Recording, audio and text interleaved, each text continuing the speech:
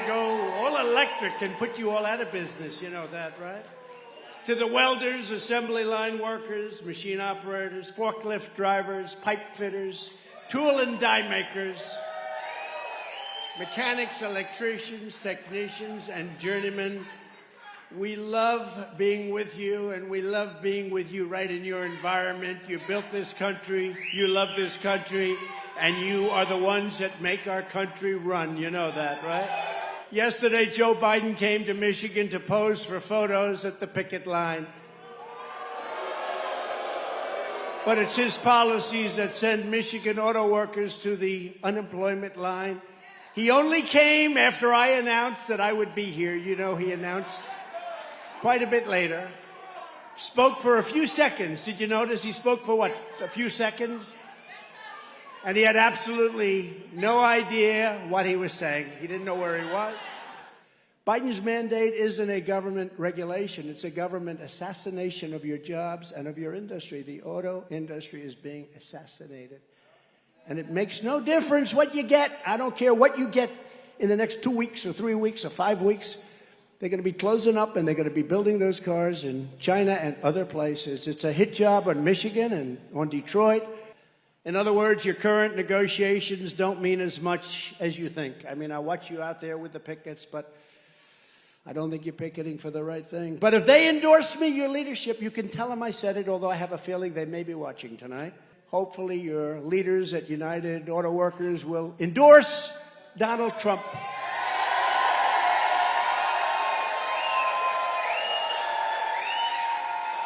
Because, you know, standard history for years and decades and years and years, they always endorse a Democrat. It's almost like an automatic reflex, and there's no reason for it, but it's a habit. It's a bad habit. Hasn't worked because, look, you've lost 38% of your industry over the period of 25 years. Much of it's gone to Mexico. We don't talk about Mexico. Much of it's gone to Mexico.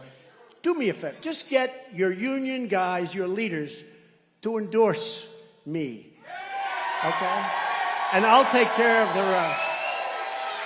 I don't get why Ford and GM, why these car makers aren't fighting to make cars that are going to sell, to make cars that are going to be able to go on long distances. They immediately give up. I see it with the oil companies, too. They're promoting windmills, which don't work, by the way, but they don't work. They want windmills all over the place. It's like they're told what to do, and that's what they go against their industry. They're either stupid or they're gutless. For auto workers, Biden's forced transition is a transition to hell. It's a transition to hell. It's a transition to unemployment and to inflation without end. If you could speak to Sean, he's listening right now, I'm sure. Sean, endorse Trump, and you can take a nice 2-month vacation, come back, and you guys are going to be better than you ever were. You don't even have to work. Because the other way, you won't have a vacation, Sean. And in a short period of time, you're not going to have a union. You're not going to have jobs. You're not going to have anything. You have the strongest you've ever had.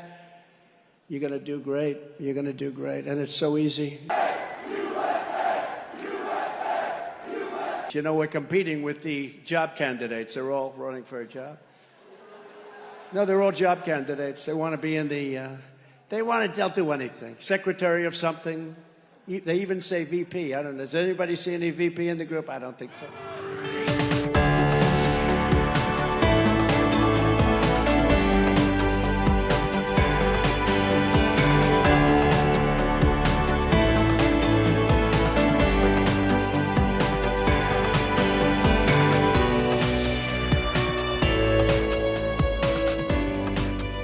Echo what he was saying.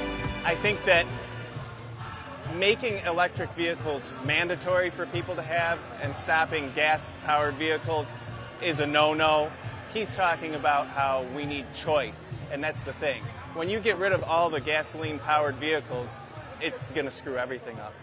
And everybody thinks that this electric vehicle way of thinking is so clean and all that, but when you dig deeper, it's really not. And President Trump dealt with all those topics today, and I think he did a nice job, as always. I was born and raised in Michigan, and he is for the little guy. We have been to many rallies, and you see people come in suits down to seriously like they're, you know, janitors, or they're hardworking, you know, service industry people. And he is for everybody, young and old. I'm here with my son, young, both of my children. I love the conservative values, so I think he's going to do fine with them. I think the UAW right now, they want to get a job done. They want 40%. Personally, that is a lot. And a lot of people in Michigan aren't making that. We're struggling in Michigan.